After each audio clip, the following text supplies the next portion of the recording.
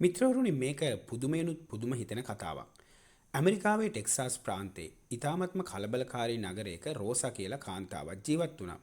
ඉතින් මෙයාගේ වයස අවුරුදු 52යි. රාත්‍රී කාලයේදී කාර්යාල පිරිසුදු කරන එක තමයි මෙයාගේ රස්සාව වෙලා තිබ්බේ. ඉතින් එයත් එක්ක කවුරුත් කතා කරේ නැහැ. ඇය කැමති වුණත් කතා කරලා ඉන්න එයත් එක්ක වැඩි කවුරුත් කතා කරේ නැහැ. එක හැන්දෑවක 30 වෙනි තට්ටුවේ කුණුකුඩ හිස් කරමින් ඉන්න අතරතුර එයා දැක්කා කෝට් එකක් ඇඳගත්ත මහත්මයෙක් මේසයට ඔළුව තියාගෙන අඬනවා. මුළු කාර්යාලයම පාළුයි. දුරකථන නාද වුණත් කවුරුත් ඒවට පිළිතුරු දුන්නේ නැහැ. ඒ මිනිස්සයා හිටියේ හොඳටම මානසිකව වැටිලා. රෝසා වචනයක්වත් කතා කළේ නැහැ. එයා හිස් පුටුවක් ඇදලා අරගෙන ඔහුට මීටර 3ක් විතර ඈතින් වාඩි වුණා. එහෙමම බලාගෙන හිටියා. නිසල්මනේ විනාඩි 10ක් මෙයා විනාඩි 20ක් මෙන්න මේ වගේ කාලයක් තුල එයා හෙලෙවෙන්නේවත් නැතුව කතා කරන්නේවත් නැතුව නිශ්ශබ්දව හිටියා. මේ කාලය තුල එයා කලේ හුස්ම ගත් එක විතරයි. සංසුව හුස්ම ගත් එක විතරයි එයා කරේ. ඉතින් අවසානයේදී මේ මහත්මයා ඇස් පිහදාගෙන ඇය දිහා බැලුවා. ස්තුතියි. ඔහු රහසින් වගේ කිව්වා.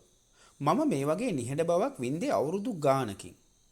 පහුදා රාත්‍රියේ ඔහු ඩොලර් 20ක් මේසේ උඩ තියලා ගිහිල්ලා තිබ්බා. ඒ එක්කම පුංචි ලියුම් කෑල්ලකුත් තියලා තිබ්බා. ඒ නිහඬ බව වෙනුවෙන් මෙන්න මේ විදිහට තමයි ලියලා තිබ්බේ. මොකද්ද? ඒ නිහඬ බව වෙනුවෙන්, ඒ ලබා දුන්න නිහඬ බව වෙනුවෙන් මාස ගණනාවකට පස්සේ ඊයේ රෑ මට සුව පහසු නිින්දක් ලැබුණා. ඔන්න ඕක තමයි සටහන. මොකක්ද? ඒ නිහඬ බව වෙනුවෙන් මාස ගණනාවකට පස්සේ ඊයේ රෑ මට සුව පහසු නිින්දක් ලැබුණා.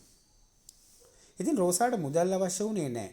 නමුත් ඇයට කාරණේ තේරුම් ගියා මිනිස්සු සින්දු වලට, ප්‍රවෘත්ති වලට, රැස්වීම් වලට වගේ දේවල් වලට තියෙන ഘോഷාව වෙනුවෙන් මිලියන ගාණක් වියදම් කරනවා.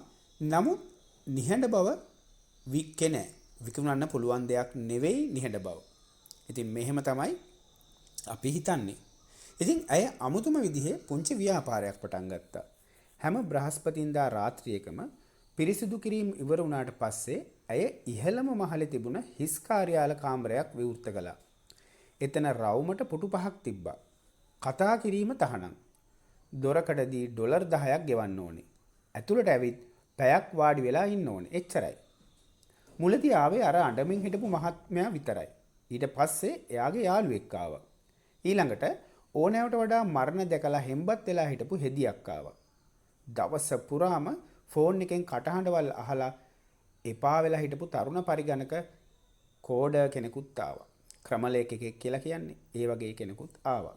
දැන් මෙන්න මේ විදිහට ටිකෙන් ටික කට්ටිය එන්න පටන් ගත්තා. කාමරේ සෙනගින් පිරෙන්න ගත්තා. සමහර දවස්වලට 20 දෙනෙක් විතර පුදුමාකාර නිහඬ බවක ගිලිලා හිටියා. කොච්චර නිහඬද කියනවනම් හුස්ම වැටෙන සද්දෙත් ඇහුණා. සමහරු සද්දයක් නැතුව ඇඬුවා. සමහරු හේතුවක් නැතුව සෙවුම්ම hina වුණා.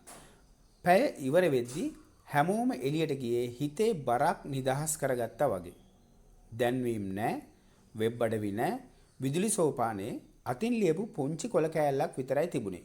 නිහඬ බව විකිණීමට තිබේ. බ්‍රහස්පතින්දා රාත්‍රී 11ට 30 වෙනි මහල. ඔන්න ඔච්චරයි දීලා තිබ්බේ. අවුරුදු ගණනාවක් ගත වුණා. රෝසා වයසට ගියා. ඇයි කවදාවත් කාටවත් Tamanගේ නම කිව්වේ නැහැ. මිනිස්සු මේ කාමරේ හැඳින්වුවේ දෙවියන් නැති පල්ලිය කියලා. එක රැයක යෝන්ුවේ පිරිමි ළමෙක් ආවා. එයා හිටියේ හරිම කේන්තියෙන්. වෙවුල විනාඩි 10ක් වාඩි වෙලා හිටපු එයා දොරත් හයියෙන් වහගෙන එළියට බැස්සා. රෝසා ඔහු පස්සෙන් කොරිඩෝවට ගියා. මේක මහ මෝඩ වැඩක්. මට ගෙදර ගිහින් උනත් කට වහගෙන ඉන්න පුළුවන්. කොල්ලා කෑ ගැහුවා. අවුරුදු ගානකට පස්සේ පළමු වතාවට රෝසා කතා කළා හරිම මුදුව හෙමින්. නෑ, ඇය කිව්වා. ගෙදරදී වා ඉන්නේ තනියම. ඒත් මෙතනදී අපි නිහඬව ඉන්නේ එකට. ඒ දෙක ගොඩක් වෙනස්. ඔයාට මේක තේරෙන්නේ නැති. කියන්නේ අපි තනියම හිටියට අපි එතෙන්දී ගොඩක් කරන්නේ තනියම ඉන්න එක. ඉතින් මෙතෙන්දී අපි මොකද්ද කරන්නේ? පිරිසක් එකමුතුව සාමූහිකව නිහඬව තනියම ඉන්න එක. එතකොට අපිට ඒකට මොටිවේෂන් එකකුත් හම්බ වෙනවා. අපි ඉන්ස්පයර් වෙනවා. ඉතින් ඒ පිරිමි ළමයා ආයෙමත් දවසක් ආවා. ඇවිත් සම්පූර්ණ පැයම ඉඳලා ගියා. රෝසා මිය යන විට වයස අවුරුදු 69යි. බිම පිරිසිදු කරමින් ඉන්න අතරතුරේ හදවත් රෝගයකින් තමයි ඇය මිය ගියේ.